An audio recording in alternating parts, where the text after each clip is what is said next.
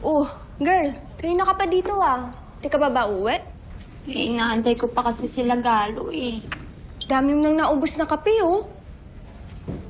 Eh kasi ang problema ko nga, ang laki pa talaga ng kulang ko. Galante naman kasi ng jowa mo.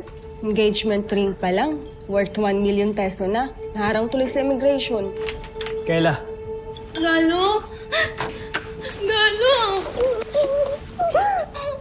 Ang laki ng kulang ko. Mapapautang mo ba ako? Kayla. Teka si Adam. Piniperahan ka lang niya. Ano ba yan, Galo eh? Di ba nag-usap na kayo? Totoo si Adam. Kayla, makinig ka sa akin.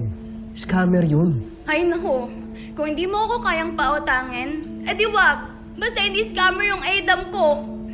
Michaela, nagsasabi ng totoo si Galo. Yung profile na gamit ni Adam sa social media, peke. Hindi totoong tao yung kausap mo. Scammer siya. Nangyari na rin to sa isang kaso na hawak namin eh. Hiningan siya ng 100,000 pesos. Nung nakuha na yung pera, hindi na nagparamdam yung boyfriend yung foreigner. So scammer talaga si Adam? So hindi totoo na papakasalan niya ako? Gano? Panayakap sa'yo.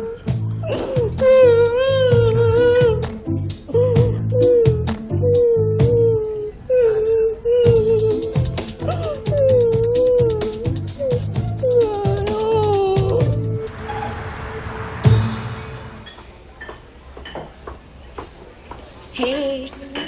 Hey, ano ginagawa mo rito? Eh mukhang hindi na dadating yung date mo eh.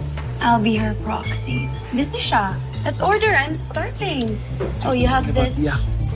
Oh, Isa's here. Isa's here. Hey, I'm not even- kidding. She's over there. You gotta go. You gotta No, go. You I'm gotta not go. going. No. Umalis ka na, Dana. No. Dana, umalis ka na.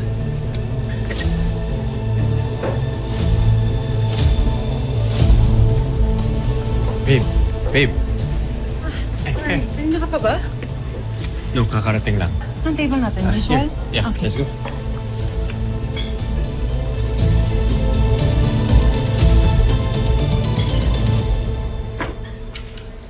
Nag-order ka na pala. Martin! Isa! Oh, Dad. Hello! Undersecretary. Nag-imbita yung daddy nyo na for dinner. Andito din pala kayo. Dad, mukhang may date kayo ni Undersecretary Olivares, ah. Wala bang sinasabi si Isa sa'yo? Babe? Pa namin kukwentuhan, Dad. Aba, mukhang magiging future in-law ka na si Undersecretary Olivares. Do you guys want to join us for dinner? Okay lang ba, anak? Sure, okay lang. Please sit down.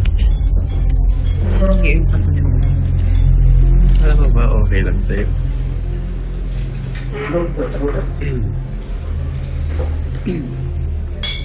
Niyaya mo. Akala ko sa'yo okay lang.